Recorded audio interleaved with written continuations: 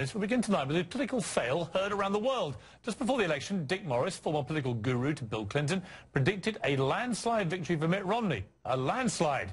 Well, we all know how that turned out. Dick Morris, how are you? Oh, I'm a little battered and bleeding, but... Well, look, before we go any further, let's watch a bit of the moment you never want to relive. This is one of your great predictions. We're going to win by a landslide.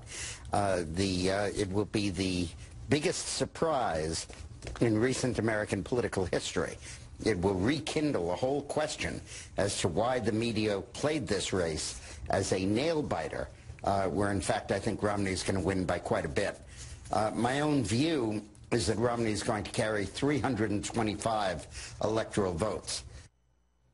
I mean, look, to be honest with you, I feel painful listening to that. God knows how you feel. I mean, with hindsight, were you bluffing? Did you believe this? Or is there any rational explanation for why you got it so wrong? Oh, I absolutely believed it, and so did a lot of people. Rasmussen and Gallup both predicted a Romney victory. And Piers, CNN had a 47-47 tie race in its final poll 48 hours before the polls opened. Well, when you look at that guy, Nate Silver, all he did was crunch the numbers, right? And he got it bang on from start to finish. Well, how can a pundit who is as experienced as you, with great respect, be so wrong when this guy just sits on his computer, crunching numbers and data, and gets it completely right? Well, Theodore LaGuardia, when he was mayor of New York, said, I don't make many mistakes, but when I make them, it's a beaut. And this one was a beaut. And over my life, Piers, in 1995, I predicted Clinton would win, and I brought him back. Nobody else said he could.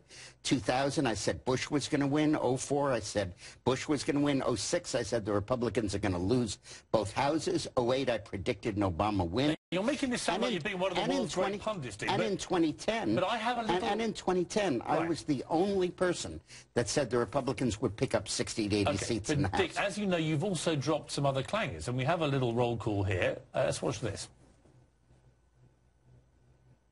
I believe the Republicans will win 60 to 80 seats in the House, and I personally believe it could go higher.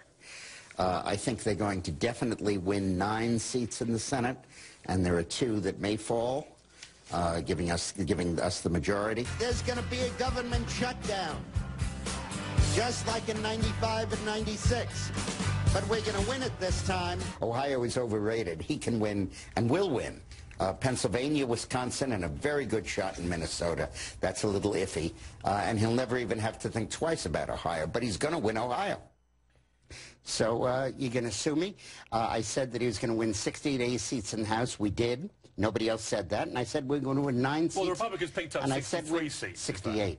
And I said that we were going to win 9 seats in the Senate. The Republicans won 6, and 3 of the losses were by less than a point. So come on. Look, the basic question... You know as well as I do. Here's the point, I suppose. Here's the overview. You know as well as I do that you got let go by Fox yesterday. Huge blaze of attention to this. And it must have been humiliating for you because people have latched on this and they've been playing all this stuff and they've been trying to make out you are, as this particular Business Insider poll noted, someone had described you as the worst pundit of 2012. No, you know this, and you know that people are laughing at you, mocking you, and so on. How does that make you feel, given you've been so respected for so long until this period? I have gotten 30 senators and governors elected, 14 presidents and prime ministers, the President of the United States twice, and 1.5. I worked with others in the first go-round. So I'm okay on that score. But the real issue is, why did Romney lose? Well, the immediate answer is the storm. And, in fact, I wrote a column I was just showing you 4 days before Election Day, entitled, In the Last Few Hours... You mean Hurricane Sandy? Yeah. In the last few hours, sudden danger signs in polling, saying that Obama could be coming back because of the storm.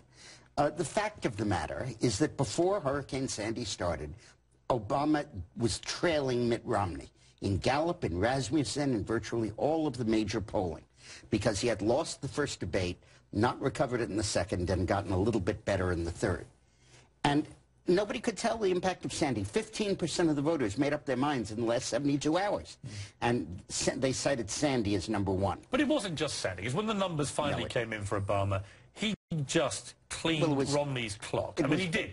And unfortunately for you guys, it was a really bad beating in the end. It wasn't even close. It wasn't the nail-biter. It wasn't a surprise. Obama ran in the end of clearly a much better campaign. And you can't just honestly, Dick, blame a storm and say that swung it completely to Obama. Obama was going to win without the storm. Well, I prefer to believe that CNN's polling was accurate, wouldn't you? Well, I think all the polls should be taken with a large pinch of salt. I think that... I really do, and I think that Nate Silver actually was the guy. Yeah, but he doesn't work for CNN. He doesn't, but we had him on this show 3 or 4 times in that period. And Nate Silver kept looking me in the eye and saying, all the pundits are wrong, all the polls are misleading, Obama's going to win this easily. And he was doing it from pure number crunching. The question really is why Obama won by such a margin. And I think the answer is that there has been a fundamental demographic shift in the United States. And I thought that it had surfaced in 08 because of a charismatic candidate. Then I thought it would go back down again, and it did in 10. They didn't show up. But in 12, they showed up again in huge numbers, and 8 million whites stayed home. And I think the Republican Party has got to change in fundamental ways. Otherwise, it will never win another election. Okay, I agree with you, and I think many people agree with that, but you got turfed out of Fox yesterday, which people are interpreting, along with Sarah Palin being turfed out, as a repudiation of that style of Republican front person, if you like. What do you say to that? Was that why Fox let you go? No, Fox. And what does that mean for the party and your involvement with it at all? I mean, some will say, we don't care what Dick Morris has to say. He's irrelevant now. Well, Fox, the last guy who's called irrelevant was Bill Clinton in '95. The point is that these changes are fundamental, and we need to recognize them and adjust to them. That does not mean we back off from our core principles. Now that the taxes have been raised on rich people, you got a simple fight with Obama. More spending against less, more debt against less, and the Republicans can win that fight. But they've got to stop victimizing Latinos and women. Start with the Latinos. They're a Republican voter base. That group is going to vote like all the other immigrant groups do. As they move up, they'll become more Republican. And I know because I ran the last 2 successful presidential campaigns in Mexico. And in both of them, the conservative Fox and Calderon won. And they are pro-family, anti-debt, and incredibly worried about illegitimacy and crime and all that. But they feel that the Republican Party hates them. And the Rubio bill has got to pass for the Republicans ever to access that vote. What people are asking is why are Fox not interested now in your views on where the Republican Party should go? I don't know what Fox is interested in or not. But they also told you, didn't they? Well, I had a wonderful talk with Roger Ailes, who I really respect, a week ago. And he said, in this business, you're up, you're down, nothing is final or fatal. But why are you down now as far as that? Because I was wrong, and I was wrong at the top of my lungs. The other part of this is women. But we have to get rid of... Hang on, that's just... People are interested in this, you know that. They fired you because you were wrong, but a lot of people on Fox were calling it wrong. Why you? Why have you been singled out? I know. Why don't you invite them and ask? But do you know the answer? No, I don't. I don't. I think that I was wrong at the top of my lungs. Maybe I'm being made a poster child for that. But do you resent the decision? Look, Fox has given me the opportunity of a lifetime. 15 years, 3,000 interviews. And at some point, the great marriage has to come to an end. Now, we're not divorced yet. It's going to annoy you that Karl Rove gets to stay there, doesn't it? Piers, he was a guy saying that the election result on the night was wrong.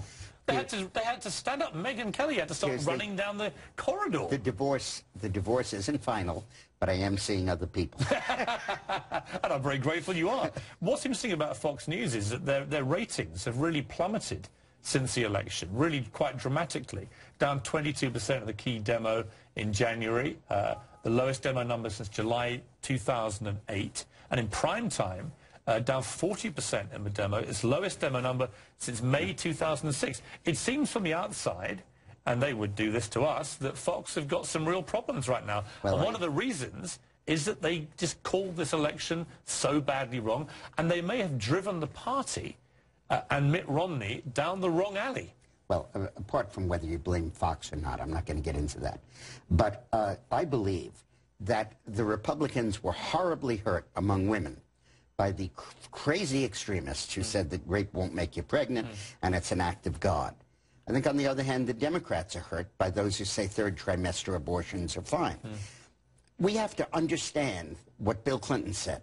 Abortion should be rare. And we have to understand that we're not going to be overturned by the court. Roe's not going anyplace while Obama's president. So Republicans should say, let's all work together on steps to reduce the number of abortions, because none of us think it's good. But the party should still... Let me just finish it. Yeah, but it's a very interesting point you're making. Consent. Should the party stand, then, for a woman's right to choose, whilst trying to keep the numbers low? Is that what you're saying? No, I'm saying that they're not going to do that, and that's their opinion, and it's a deeply held belief. Where does the party stand? What's the Republican position, then? Pro-life.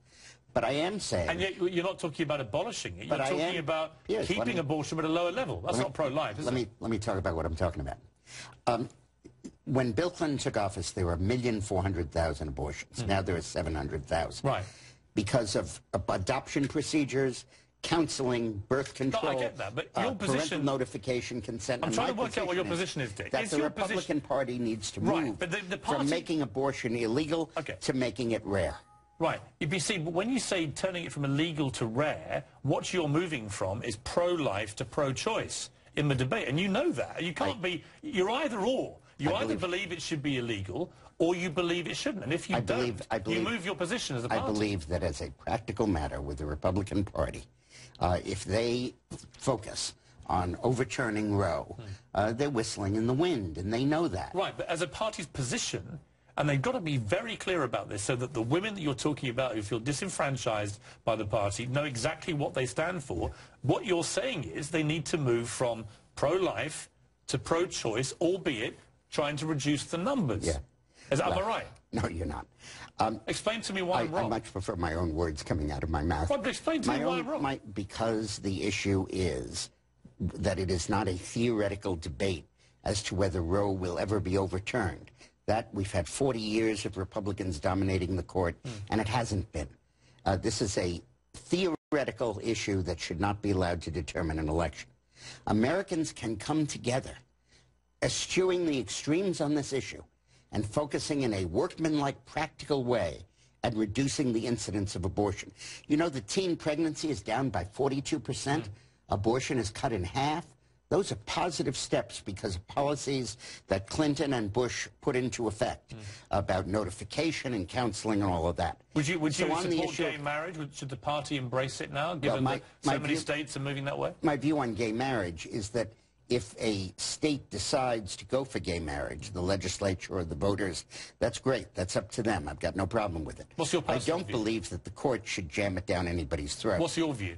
That if people want it, they should be able to do it, but that it's got to be a decision of the community. You see, when I hear you speak, it's interesting to me, because I hear you speak, and I hear you basically saying, look, with abortion, we need to move from, you know, pro-life, as people call it, although I don't like that phrase. I don't think it's neither or in that sense.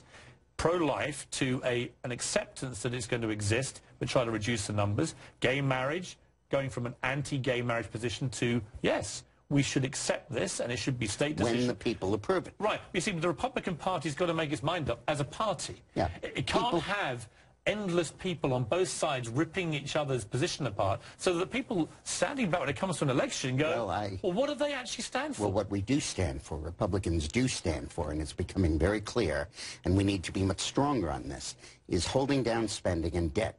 John Boehner has to be seen in a new light. He is no longer the leader of the Republicans in the House. He's a kind of coalition speaker, a little bit like Ramsay MacDonald, the former Prime Minister of Britain, who, after the Labour members all ran out on him, stayed in office, buoyed up by the Conservatives. Boehner now speaks for all of the Democrats and a handful of Republicans.